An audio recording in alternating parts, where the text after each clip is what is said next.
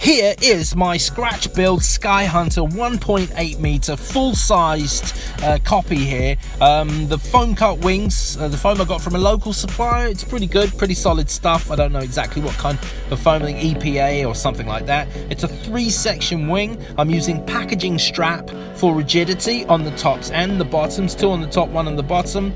It's got a Depron tail with barbecue skewers for rigidity on the tail. That works real well. It's got 10 by 10 millimeter dowel rods to hold on the tail. They work really well, much stiffer than I thought they would be, but I guess it's because of the length. 35, 36, 1200 kV motor with a 50 amp ESC attached to it. That works beautifully. I've got a 12 by 7 air screw prop. This is by far the best prop I have ever used. I crashed this directly into a building and it still didn't break, just got some scratches. I love this prop.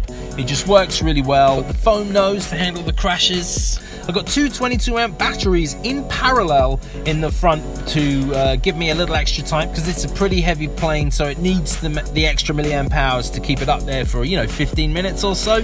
But I will be putting a third one in when I'm running my long range system and my flight controller and my 1.2 megahertz FPV system, all that's going to power that.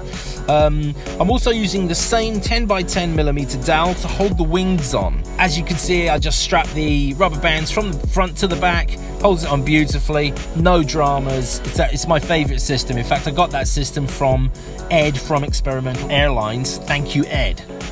Here we go, we're going to go into flight. It's the second flight I've done. I decided quite quickly that the throws were too high on the elevator, so I decided to land it and reduce the throws a bit.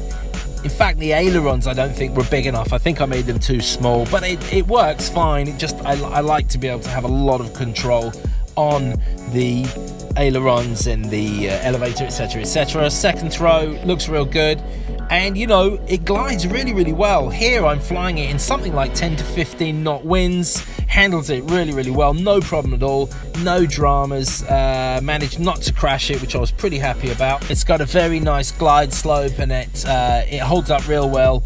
And there's plenty of power in the motor to keep it up in the air. It flies pretty slow. If you want to know the exact specifications in terms of the size of the plane, the aerofoil I use, the wing chord, etc, etc, I've got that in a PDF down below.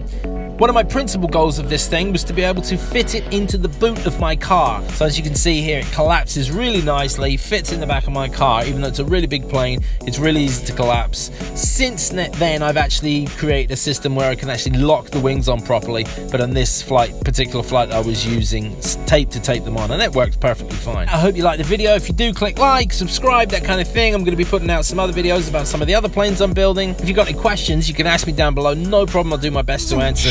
Otherwise, thanks for watching, and we'll see you soon.